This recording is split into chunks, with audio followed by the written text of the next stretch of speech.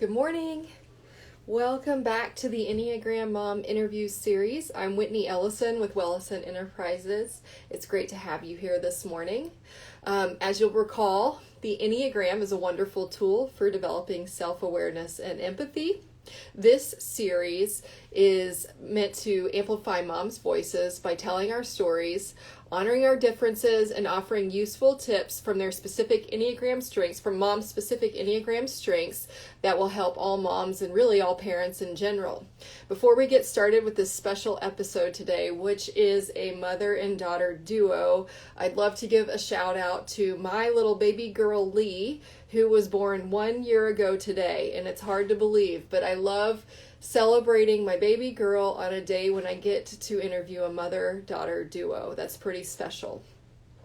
I wanted to thank our sponsor, Lita Ruth Boutique. This is the final episode of their sponsorship, and we've so appreciated their participation and support of this series. Because of them, I am able to compensate my moms, my interviewees, for their time.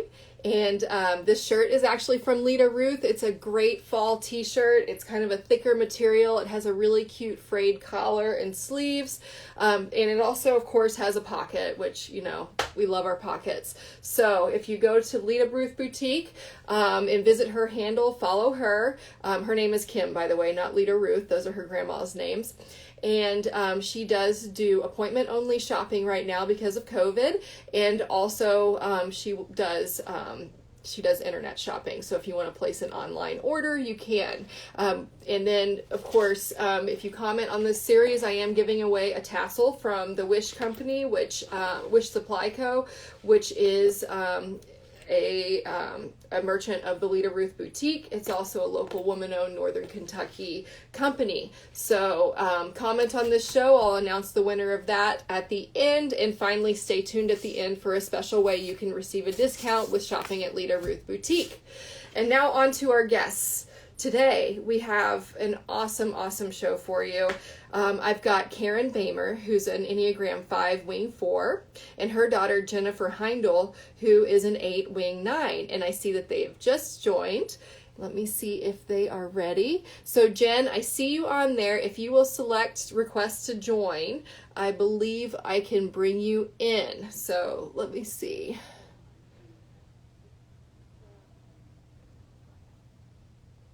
Okay, I see you, Jen.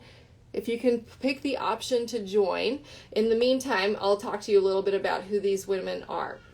So Karen is retired from the federal government, which is the perfect venue for an Enneagram 5. And she's a secondary caregiver to her grandchildren. And Jennifer is an 8 wing 9. She works part-time at her church, and she is a full-time homeschool teacher, which she didn't see coming. So hang tight.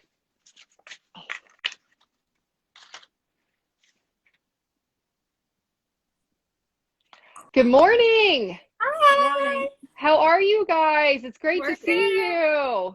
Good. Hi, Karen. Hi. Karen, how are you feeling? My 5. I'm good. Good. That's awesome. Now, are you going to have to take a nap after this? Because I know a 5 energy. Hibernate for a while.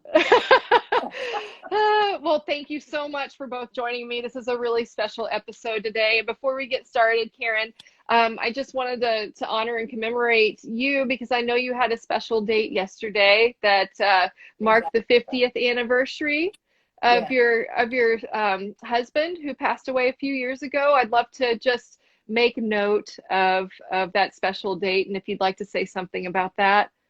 Well, it was a special relationship, and Jennifer and I were just talking about him.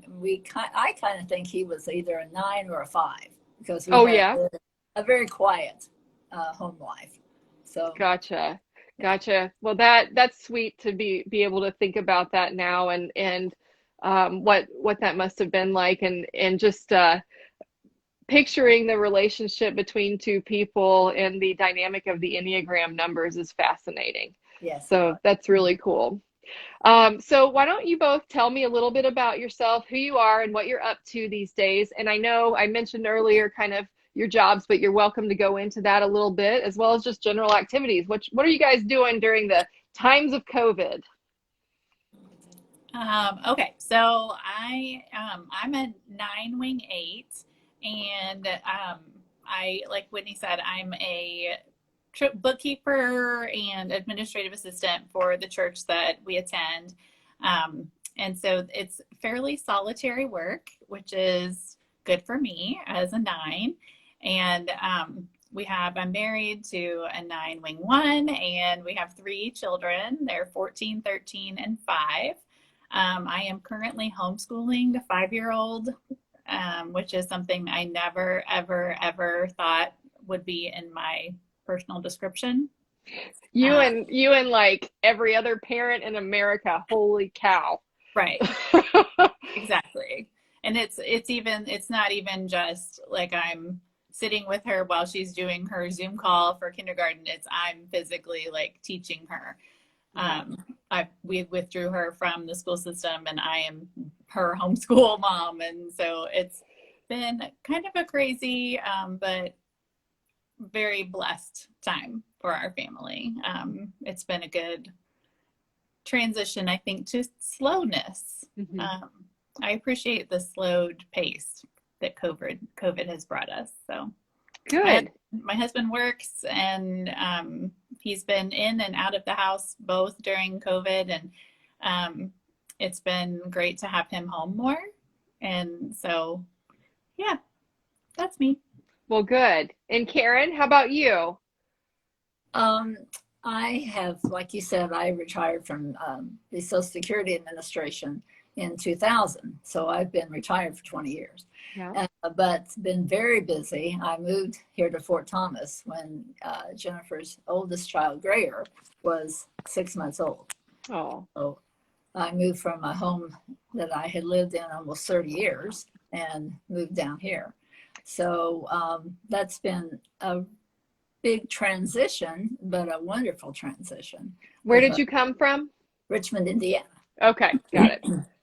So it's being able to be a part of, well, I'll take back up. When Jennifer first said I should move here, I said, "Oh, you just want a babysitter." And well, yeah. She said, "No, Mama." She said, "I want you to be a part of the children, my baby's everyday life." And so that's exactly what I've been for these past 14 years. And I have been the babysitter and caregiver for all 3 children. And so that's been a real blessing. That's wonderful. In 2013, I started working part-time at Fort Thomas Central. And that was just a wonderful thing for me, being a 5, because I was there by myself most of the time for Barb Thomas. She was the owner. And just a wonderful job. I loved it dearly because I could meet people one-on-one and have good conversations with people. So that was a real blessing too. And my work in Social Security was very interesting because for the first probably 15 years, I was a kind of a secretary to the claims representatives. And so it was just working by myself with one person. But then in the 90s, I became a service rep, and that was face to face with people, the public. And that was kind of a nice transition into working with the public. And then I became a claims representative, and that was one-on-one with people. So it was a fascinating job. But there were strict rules, and you knew exactly what you were going to do every day. So that was perfect for me. Is that a good fit for a 5? Exactly. Yes. So that kind of gets into my next question, but before we get into that, I want to dig a little deeper into both of your numbers, okay? So Jennifer, I'm going to start with you. A 9w8. Okay, I'm an 8. I'm married to a 9. We are very, very, very, very different people. Like, they're almost contradictory numbers, with the exception of being in the gut triad, the anger being the source of where our energy goes when we respond, but in very different ways. So what's it like to be a peacemaker and also have that challenger wing? I know you have read a lot and studied a lot with Suzanne Stabile, and she talks about that particular number and wing combination as like the most complicated on the Enneagram because like you said, there's so much dissonance. There's this incredibly like steady, staid part of your personality, and then you add in this like crazy, impulsive. Maybe. What are you trying to say? But I feel like, I guess for me, it doesn't feel weird because that's just how I've always been. But knowing now the Enneagram has helped me recognize some parts of myself where that really is obvious and apparent. And I think some spaces where that comes out more are at work. So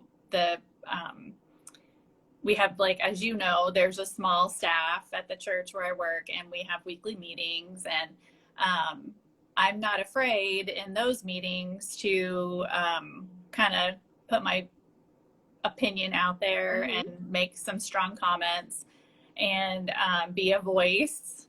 And that I wouldn't do that in some situations because I wouldn't necessarily feel comfortable. But a comfort level that I feel in a small group like that, where there's some tight relationships and I know that it's a safe environment, I feel comfortable asserting that 8 wing and kind of bringing the hammer down. And so there's a balance that I think a 9 wing 8 can navigate with providing a feeling of safety for others, but also cutting through and seeing the clear path to like a resolution or an idea. And I didn't realize that was a personality trait necessarily that I had until I discovered the Enneagram and really studied what my personality type is, because I always just kind of felt like I was naturally this, well, I won't say naturally. I always thought I was like kind of enlightened, because everybody would tell me like, oh, you're so calm, you're so non-judgmental, you're so like steady. And I thought it was because I was just like awesome. And well, that too. It just, like that I was just sort of like a higher level person. But then through the Enneagram, I was like, oh, that's not like anything I inherently did on purpose. It's just kind of like was there already. And so the need for harmony. Yeah. Yeah. It doesn't make me better than anybody. It's just how I was kind of put together. And so the dissonance is there though, for sure. Yeah. The 8 can come out in a big way, particularly I think with people that I'm closest to, where it could be rubbed the wrong way, maybe. So what I'm hearing then is like to experience the thought process of a 9 wing 8 would be, of course, a 9 has a very strong discomfort for conflict. They try to avoid conflict at all costs. But with a 9 wing 8, if they're comfortable and they trust the people that they're with, they can dive into that challenger side and do feel comfortable challenging and having an uncomfortable conversation that may result in conflict, primarily because they trust the circumstance and situation that they're in. However, if you were in a situation where you weren't comfortable, didn't know the people, didn't trust the situation, you're less likely to engage in that conflict. Exactly. Got it. 100%. Yeah. That's great insight. And then Karen, you are what I would call almost a unicorn. Do you know how hard it is to find female 5s that are willing to come on and talk, and 2, just in general? I don't know if the Enneagram 5 tends to lean toward males, or if males are just more vocal about being a 5. But I find it fascinating. Especially because I have encountered you when you worked at Fort Thomas Central, and how friendly you are, and we've had very nice conversations. You're very warm and engaging. So I'd love to hear more about what it's like to be a 5, and especially a 5 wing 4, because a 4 is a very enigmatic, number on the Enneagram as well. It's the least common number. Just tell me a little bit about your experience. I think as I have learned more about the Enneagram and about my number, and I go back to my childhood, because trying to figure out how I developed this kind of number, I was a middle child, Mm-hmm. and I had very strong siblings on both sides of me. And so I tried to be kind of fade into the woodwork. And I had a father who was a very strong disciplinarian. And so I didn't voice my opinion about much and didn't show any kind of emotion, because that would make people notice me. Mm-hmm. So I think that all fit into my 5. So as I got older, I realized, well, even today now, I realized I had dyslexia when I was younger. Mm-hmm. And I've grown out of that, but that still made me really develop trying to make sure I knew exactly what I was supposed to do. And so that really played into my Enneagram number. So now my 5 is coming out, because I'm not thinking about what I was going to say. Let me let you pause for a second, because I want to follow up on what you just said. That is so profound. It gave me goosebumps to talk about the fact that you had dyslexia, and that drove the motivation, which a 5's motivation is to have knowledge and to be knowledgeable. And their biggest concern is making sure that they do not come across that they don't have knowledge, which is why they stay silent, more often, because they're not going to speak up unless they're confident they know about a subject. And when they do know about a subject, you better stand back, because they could win Jeopardy with their knowledge of the subject. Yes. And so, to that intellectual drive to ensure that you always came off sure-footed because of a disability that you had, really, that's a fascinating notion, something that I hadn't thought about in that context, mixed with the fact that you were a middle child, which that sounds very, classic middle child, to be bookended by the 2 loud mouths. I happen to be an oldest, so I know something about my poor sister. But having said that's very profound, and I just want to comment on that. So, do you feel like your day-to-day activities speak to your Enneagram archetype? Are you talking to me now? Either one of you, you're welcome to answer. Right now, yes, because I'm watching Jennifer's youngest child, Nora, mm-hmm. 3 or 4 days a week. And so we, it's just she and I most of the time. And so that gives me a lot of just one-on-one contact with her. Previously, before COVID, and this is very interesting, because I facilitated Bible study. Mm-hmm. And I always hesitate to say I was the leader, because I don't want to be the leader, but I facilitate. That's very 5 of you. Yeah, exactly. She's excellent at facilitating and being the leader.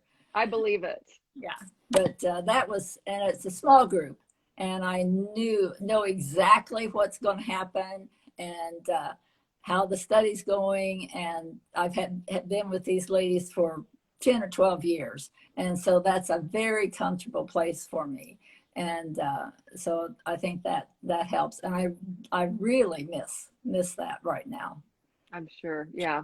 The whole idea of gathering. I think we all have a yearning for that. And Jen, how about you?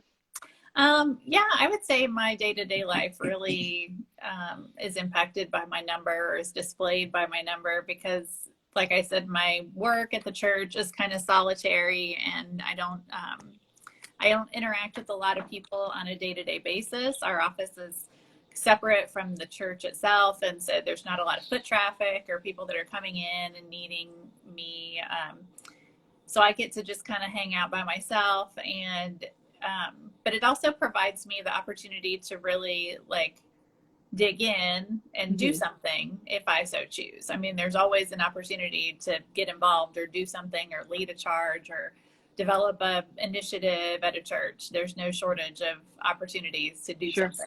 So whenever there's something that really speaks to my passion and I want to get involved, that's a perfect plug-in for me to kind of dig into my 8-wing and take charge of a project or be more active. And so it really, kind of suits both sides of my number. Well, and I think too, with nines, oftentimes nines there's a level of procrastination associated with nines.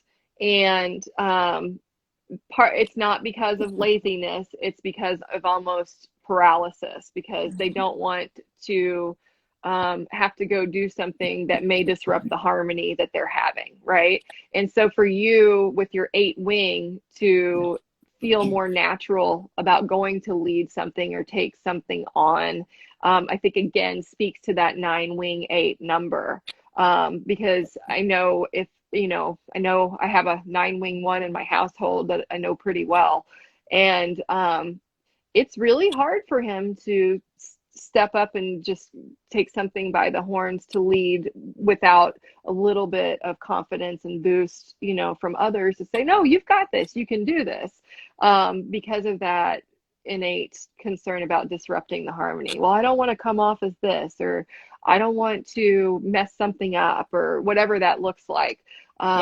So, I do think that that's a great call out for a 9 that's got an 8-wing, is you're more natural with leadership and feeling comfortable stepping out of that box of harmony, that little risk that you take by doing something like that.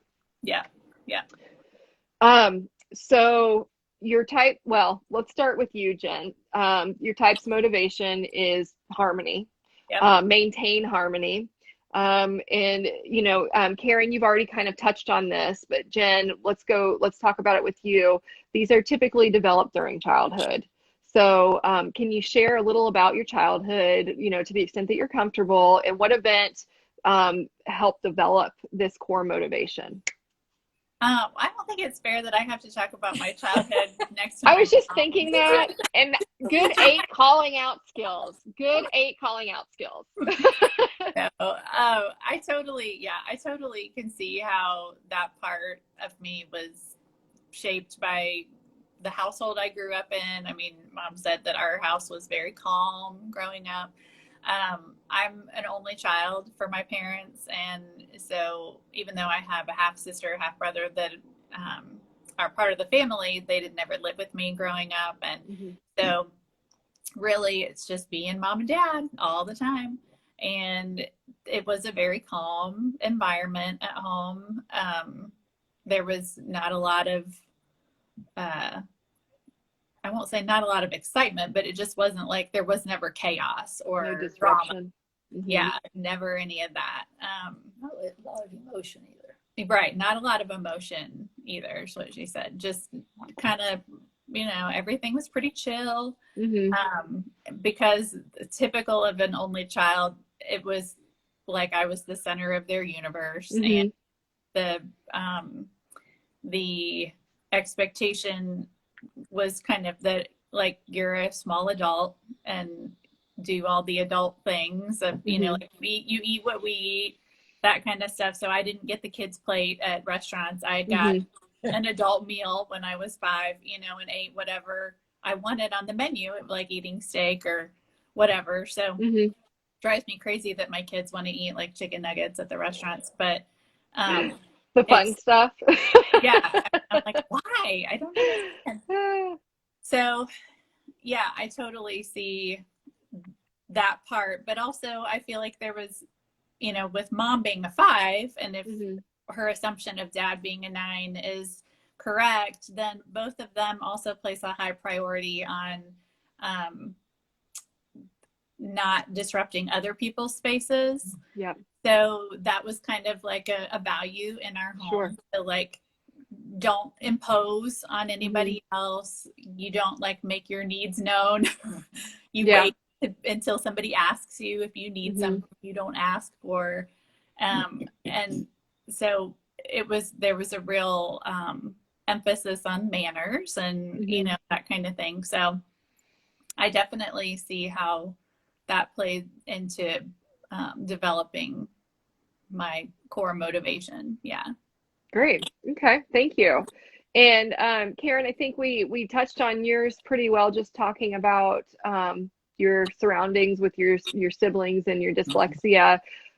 So having said that, understanding both of your childhoods and creating these core motivations, now that you really understand the Enneagram, how has it helped you in motherhood? And Karen, I want to start with you on this because you learned about the Enneagram later in life.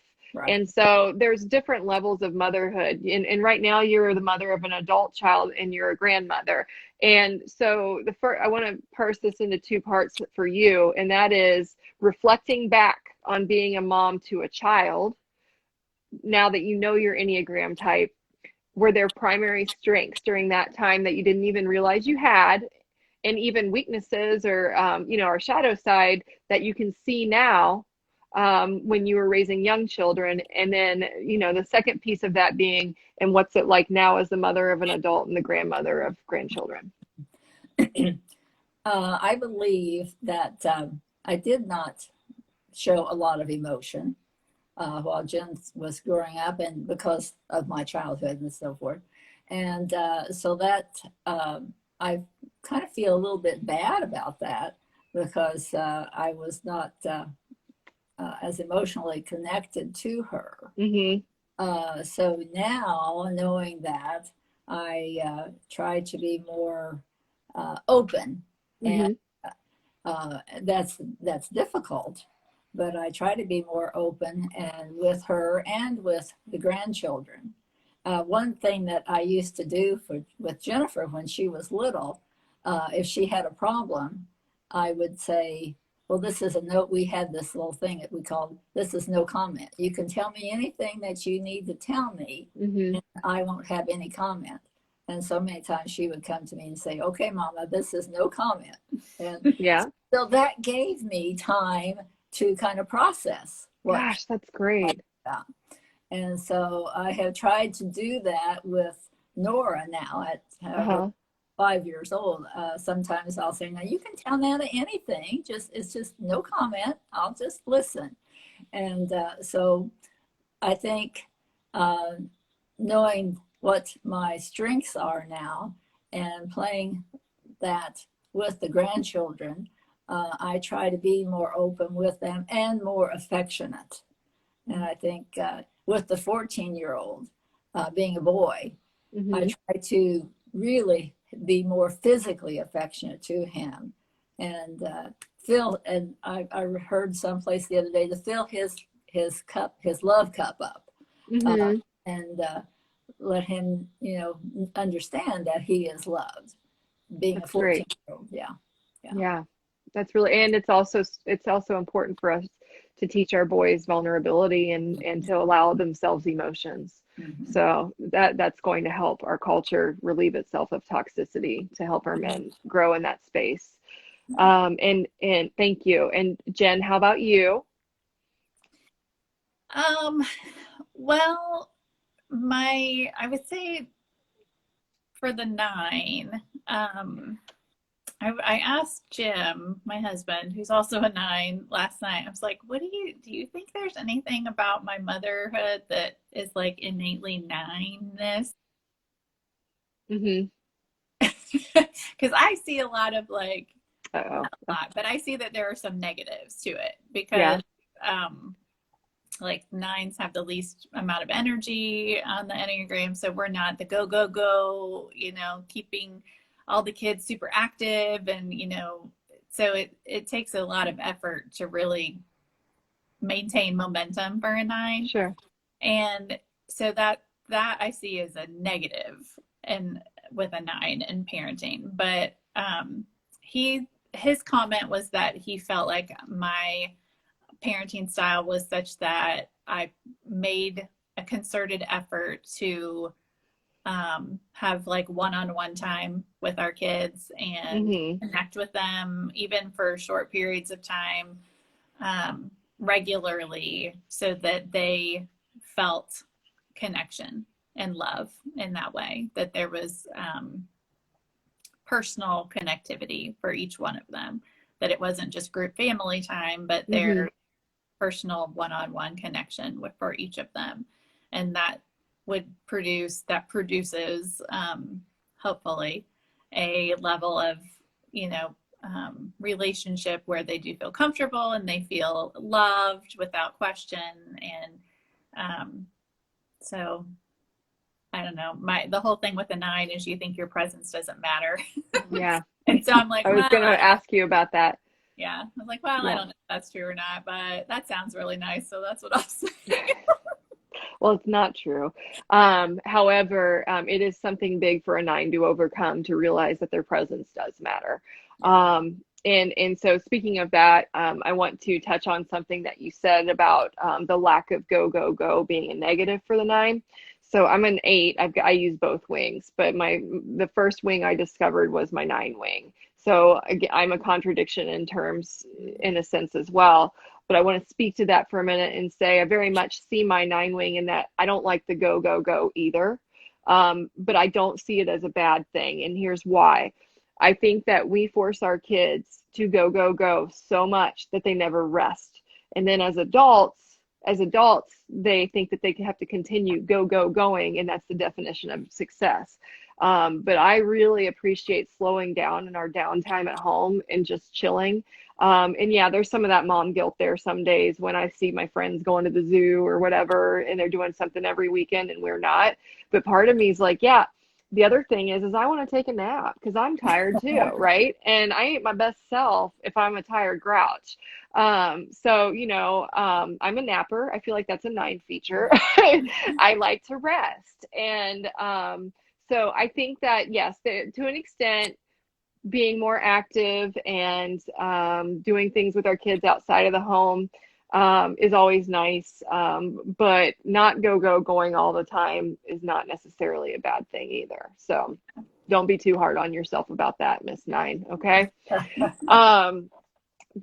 Let's see here. So what I want to highlight from this particular part of the conversation is the importance of storytelling and legacy. The fact that you two are having this dialogue, understanding each other, knowing where each other's coming from, the development of empathy that you have between your legacies and your generations now that you're going to pass on to your kids to diffuse generational things that we've carried in our hearts and passed to our kids because we don't talk about stuff is so powerful. It's so powerful. That's what I love about the Enneagram is it diffuses the toxicity and that level of holding in our emotions and being vulnerable with our families when we don't understand each other. And then your children inherently inherit that energy and carry it forward to their generations too. That will not happen with you because you understand each other at a higher level and your children will understand you at a higher level.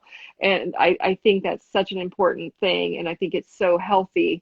And just that development of that self-awareness and empathy for self and for others is powerful. So with that being said, I wanted to ask you my last question, and Karen, your knowledge is fantastic. You've already partially answered this, but I want to hear if you have more. So what parenting secrets, tips, or tricks can you share that you think will help all moms or all parents that comes from an Enneagram strength of yours? Karen, I know you had spoken about your no comment parenting tip. I love that. Especially as an 8 who's impulsive, I'm very gut oriented. I want to respond immediately. I do not think. And so to say, here's a space where you can talk to me and it's a no comment space. I will not respond. I will take the time to think about it. That is a really great discipline and practice to encourage all parents to do, especially the ones that want to, immediately. So I love that tip. Do you have any other tips or tricks or special things that speak to your strengths that you'd like to share? The only thing that first comes to mind, and I have been employing this with Nora, is to remember, because she's always telling me, Nana, when you die, and I'll say, Kids will be kids. and she's always saying, "You're 76, right?" Yes, I'm 76. You're old. And I said, I won't be here all the time when you get older. So you have to remember what we're doing now. And so a lot of times I'll say, what did we do yesterday? And have her to kind of repeat back to me what we did and give her thought processes. And so many times in the car now, she will be saying, remember, Nana, when we did this yesterday? And she'll kind of go through the day. And I think that's very important. To have your child remember the things, and because Jennifer remembers nothing from her childhood, nothing. I don't remember anything, which is weird because the 9's orientation to time is the past, and I have a deep appreciation for the past, but I don't remember anything that happened. And I live in the past. Yeah, I'm focused on the past. Right. So that's very frustrating. Gosh, that's so fascinating. Wow. All right. Well, and that's a great tip. Again, that cognitive acceptance of the memories and making sure that they're comprehended and retained. Just as those are our life's treasures, right? Yes. When we go, may we all have a wealth of memories. Exactly. So that's wonderful. And Jen, how about you?